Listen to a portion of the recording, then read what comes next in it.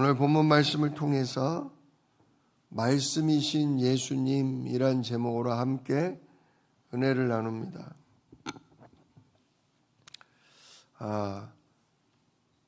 보통 마태, 마가, 누가, 요한 이 네 권을 사복음서, 그래서 예수님의 복음을 전하는 네 권이다 이렇게 부르는데, 공관복음이라고도 또 불러요. 공관복음은 마태, 마가, 누가 세 권을 공관복음이라고 그래요.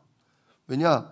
마태, 마가, 누가는 거의 내용이 비슷비슷합니다. 그건 무슨 얘기냐? 요한복음은 좀 다르다는 얘기죠. 그래서 마태와 마가와 누가의 사건들이 비슷하게 전개되는가 하면 요한복음은 좀 더 색다르게 기록되어 있습니다. 좀 요한이 다른 관점에서 썼다는 거죠. 특별히 이게 또 왜 그러기도 하냐면 마태, 마가, 누가는 서기 50년에서 70년 사이에 기록되었다 그래요. 근데 요한복음은 90년에서 100년대 쓰여졌대요. 그러니까 좀 마태, 마가, 누가가 쓰여진 지 20, 30년이 지난 뒤에 쓰여진 책이라는 거죠. 그러니까 뭔가 마태, 마가, 누가가 교회들에게 많이 퍼져나가고 많은 사람들에게 읽혀지고 묵상되고 그러는 중에 이런 부분이 조금 부족하구나, 이런 부분이 좀 더 빠져 있구나, 그게 정리돼서 들어간 게 요한복음이라고 할 수 있습니다. 특별히 이 요한복음은 예수님이 택한 12제자 중에 한 명인 요한이 쓴 책입니다. 가룟 유다는 예수님을 배신하고 자결해 죽었지만 나머지 제자들은 초대교회에서 성령을 받고 각지로 흩어져서 주님 말씀대로 진짜 예루살렘과 온 유대와 사마리아와 땅끝까지 전도와 선교를 다니다 보니까 중간중간에 순교를 했습니다. 그러나 사도 요한은 진짜 100세 가까이 살 정도로 장수하면서 오래도록 많은 교회들을 다스리고 그들에게 참 복음, 참 그리스도의 믿음이 흔들리지 않도록 붙잡아주는 아주 중요한 역할을 했어요. 그래서 바로 이 요한복음이 마태, 마가, 누가복음과는 좀 차이가 있는 겁니다. 그래서 요한이 자기의 사역을 끝마치는 거의 막바지에 쓴 것이 이 요한복음이라고 할 수 있습니다. 자, 이 요한복음의 또 한 가지 특징은 뭐냐면 우리 주 예수님이 나는 누구다 라고 말씀하시는 내용이 참 많다는 거죠. 예를 들어 나는 길이요 진리요 생명이니 이렇게 말씀하시기도 하고요. 나는 참 포도나무요 너희는 가지니. 이렇게 예수님이 자기 자신에 대해서 나는 누구다 라고 이렇게 제시함으로 우리로 하여금 예수님이 이런 일을 하신 분이구나, 이거를 많은 사람들에게 알게 해주는 것이 이 요한복음의 특징입니다. 그리고 오늘 우리가 요한복음 이제 시작돼서 1장을 읽지만 이 요한복음의 기록의 목적은 요한복음 끝에 잘 나와 있습니다. 요한복음은 21장까지 되어 있는데 요한복음 20장을 보시면 이런 내용이 있습니다. 요한복음 20장 31절, 요한복음 20장 마지막 절이죠. 제가 읽어드리겠습니다. 20장 31절, 오직 이것을 기록함은 너희로 예수께서 하나님의 아들 그리스도이심을 믿게 하려 함이요 또 너희로 믿고 그 이름을 힘입어 생명을 얻게 하려 함이니라. 이 요한복음의 이게 서론이자 결론입니다. 왜 요한이 이 요한복음을 기록했냐? 우리로 하여금 예수님이 누구시다? 하나님의 아들이시다.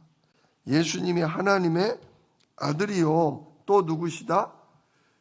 그리스도시다. 하나님의 약속한 메시아, 구원자 그리스도라는 거죠. 하나님 만나는 길이요. 우리의 죄와 저주를 끝낸 제사장이요. 정말 사단 권세를 깨뜨리고 우리와 교회를 다스리시는 왕이심을 그리스도라고 부르지 않습니까? 이걸 믿게 하려고 기록한 거다. 또 예수 이름을 힘입어 생명을 얻게 하려 함이라. 예수 이름을 부르고 예수 이름을 영접할 때 생명의 성령을 받도록 하기 위함이다. 이게 바로 요한복음의 주된 내용이라 할 것입니다. 자, 그렇다면 오늘 첫 시간 이 요한은 예수님을 뭐라고 표현하고 있냐? 5가지로 표현하고 있어요. 아니, 6가지로 표현하고 있어요.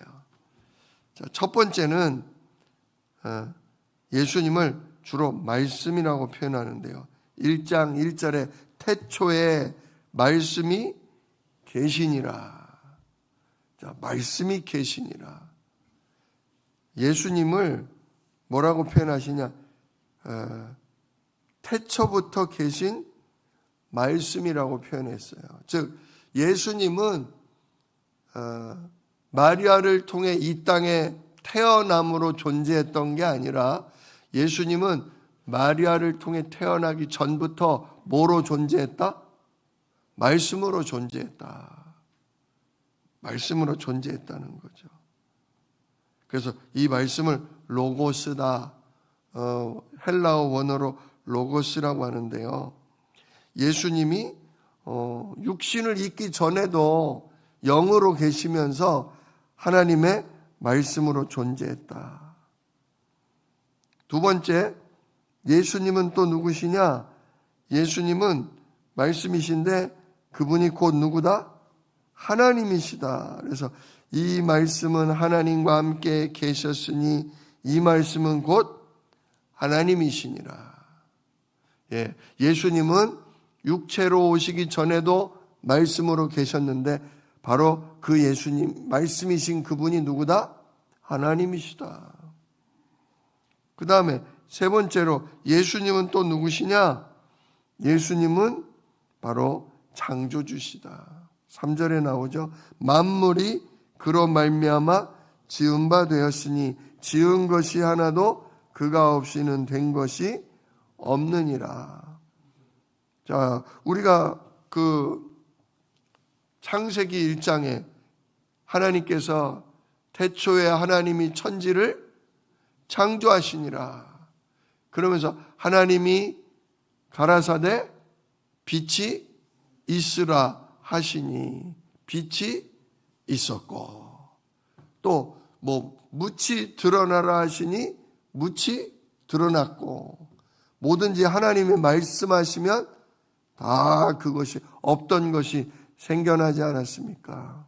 바로 하나님의 입에 있던 그 말씀, 하나님의 입에 있던 그 말씀이 누구다?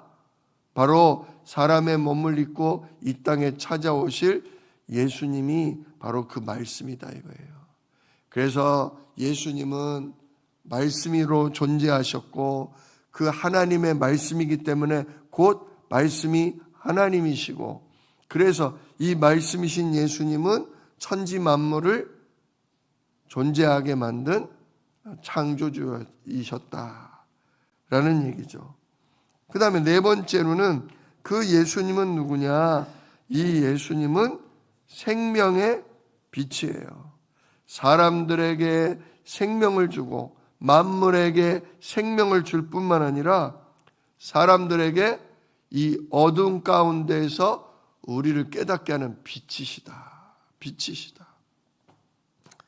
그래서 4절에 그 안에 생명이 있었으니 이 생명은 사람들의 빛이라. 우리에게 이 영적인 세계를 알리고 우리에게 하나님을 알 수 있고 사단을 또 분별할 수 있는 그런 지혜요 빛이시다. 그 다음 5번째 1장 14절 말씀이 육신이 되어 우리 가운데 거하심에 우리가 그의 영광을 보니 아버지의 독생자의 영광이요 은혜와 진리가 충만하더라.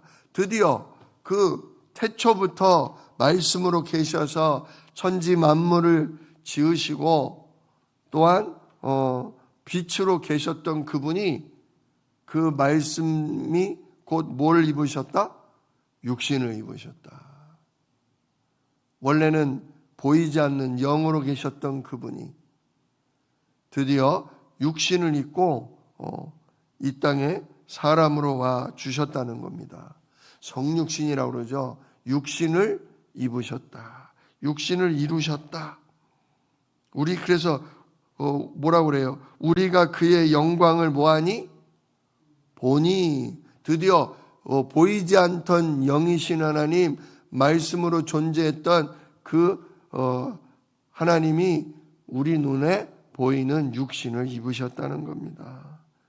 그래서 죄 가운데 빠진, 그래서 영적으로 어두워진 우리가 하나님을 알 수도 없고 믿을 수도 없었는데 우리 눈에 보이게 됐다는 거예요. 우리 눈에 보니까 진짜 아버지 하나님의 아들의 영광과 그 은혜와 진리가 예수님에게서 흘러나오는 거죠.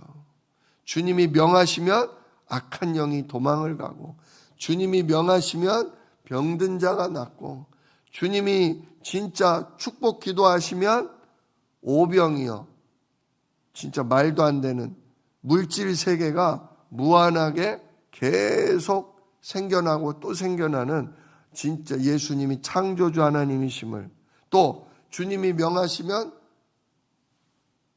물을 떠왔는데 그 물이 어떻게 돼요? 포도주로 바뀌죠. 물을 하인들 보고 떠오라. 그리고 이거를 연회장에게 가서 나눠줘라. 물이 포도주로 바뀌는, 그것도 아주 최상급의 포도주로 바뀌는, 정말 예수님이 창조주 하나님이심을 보여주는, 뭐 또 뭡니까? 예수님이 바람아 멈추어라 하면 진짜 풍랑도 멈추고, 예수님이 제자들이 풍랑에 시달리면 물 위를 걸어가서 제자들을 그 풍랑 가운데 건져 주시기도 하고, 이처럼 예수님이 성육신하심으로 말미암아 하나님의 은혜와 진리와 능력이 나타났죠. 그리고 18절 말씀, 본래 하나님을 본 사람이 없으되 아버지 품속에 있던 그 독생하신 하나님이 드디어 우리 가운데 뭐 하셨다? 나타나셨다.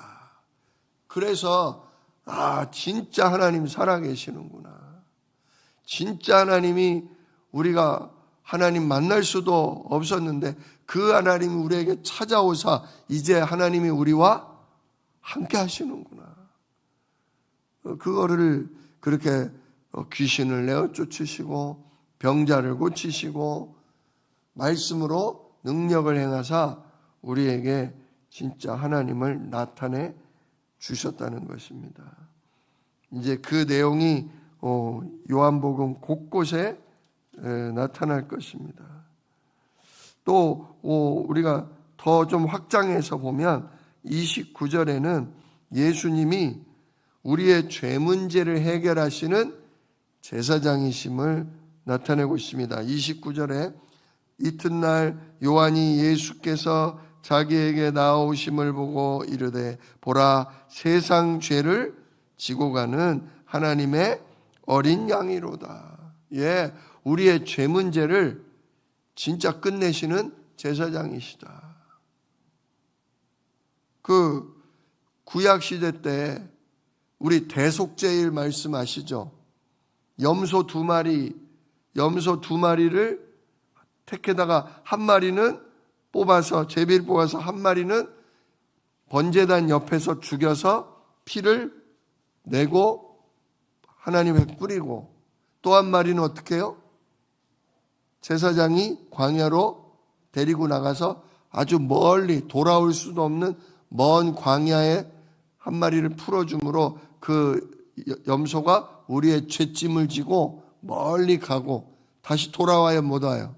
못 오죠. 우리 죄짐을 지고 멀리 가버리사 우리 죄 문제를 끝낸다. 구약의 대속죄일은 그렇게 했는데 오늘 예수님은 진짜 친히 거룩한 몸을 입고 오셔서 십자가에 피 흘려 죽으심으로 우리의 죄 문제를 이렇게 끝내 주셨다는 거죠. 제사장 되신 예수님을 보여주고 있습니다. 또한 예수님은 왕의 일을 하셨죠. 왕의 일을. 그래서 33절에도 보면 33절에 나도 그를 알지 못하였으나 나를 보내어 물로 세례를 베풀라 하신 그이가, 이제 성령님이죠. 나에게 말씀하시되 성령이 내려서 누구 위에든지 머무는 것을 보거든 그가 곧 성령으로 세례를 베푸시는 이인 줄 알라 하셨기에. 자, 예수님은 누구시다? 성령으로 세례를 베푸시는 분이다. 이거는 왕이자 동시에 선지자이십니다. 성령을 베푼다. 그거는 누가 임한다는 거예요? 진짜 성령 하나님이 그 사람 속에 임한다는 거죠. 성삼위 하나님을 만나게 해주는 길이 바로 예수님이고, 그래서 예수님이 우리에게 하나님이 우리에게 왕으로 임하시는 거예요. 예수님은 제사장이며 우리에게 성령으로 찾아오게 만드는 길이시며, 그래서 우리 인생을 다스리시는 왕이심을 오늘 1장 이렇게 곳곳에 표현하고 있는 것입니다. 오늘 요한복음 1장과 2장을 읽으시면서 진짜 예수님이 육신으로 이 땅에 오시기 전부터 말씀으로 존재하셨고 하나님이시며 우리의 창조주이시고 우리의 빛이시고, 또한 그분이 드디어 약속한 대로 여자의 우선 정말 죄 없으신 거룩한 몸을 입고 성육신 하셨고, 그래서 우리에게 보여주신, 나타내 주신 하나님의 아들이다. 오늘 이 말씀들을 보시면서 예수님은 하나님의 아들이자 우리의 구원자 그리스도구나. 이거를 좀 한 번 더 읽으면서 묵상하며 인도받으실 수 있기를 우리 주 예수 이름으로 축복합니다. 기도하겠습니다. 은혜로우신 아버지 하나님, 정말 예수님은 2000년 전에 오신 게 아니라 태초부터 말씀으로 존재하신 하나님이시며, 그래서 우리를 천하 만물을 지으신 창조주이심을 오늘도 봅니다. 진짜 하나님이신 예수님이, 모든 만물을 다스리시는 창조주이신 예수님이 우리 죄 문제를 십자가에서 해결하시고, 또한 부활하셔서 지금도 살아계셔서 우리를 다스리시는 왕이심을, 주인이심을 고백합니다. 주여, 오늘도 우리의 모든 문제 가운데 왕이 되어 주시고, 우리의 모든 어려움 중에 정말 주의 능력으로 주여 재창조의 역사를 펼쳐 주시옵소서. 우리에게 문제덩어리고 우리에게 재앙 같은 일도 예수 그리스도는 재창조하셔서 우리에게 참된 응답이 되게 하시고 우리에게 참된 복이 되게 하실 줄 믿습니다. 하나님, 문제를 문제로 보는 게 아니라 하나님의 계획으로, 하나님의 인도로, 하나님의 응답으로 볼 수 있는 그런 믿음이 우리에게 있게 하시며, 오늘도 연약하여 넘어질 때마다 예수 십자가의 보혈을 힘입어 하나님 앞에 정말 고백하며 오늘도 깨끗함을 입게 하시고, 그래서 아버지를 가까이 하며 아들 예수의 이름으로 성령 인도받는 복된 한 주간, 복된 하루 될 수 있도록 우리를 주장하여 주시옵소서. 말씀이며 정말 창조주이신 우리 주 예수 그리스도의 이름으로 기도드리옵나이다. 아멘. 너희는 이렇게 기도하라. 하늘에 계신 우리 아버지여, 이름이 거룩히 여김을 받으시오며 나라가 임하시오며 뜻이 하늘에서 이룬 것 같이 땅에서도 이루어지이다. 오늘날 우리에게 일용할 양식을 주시옵고 우리가 우리에게 죄 지은 자를 사하여 준 것 같이 우리 죄를 사하여 주시옵고 우리를 시험에 들게 하지 마시옵고 다만 악에서 구하옵소서. 나라와 권세와 영광이 아버지께 영원히 있사옵나이다. 아멘.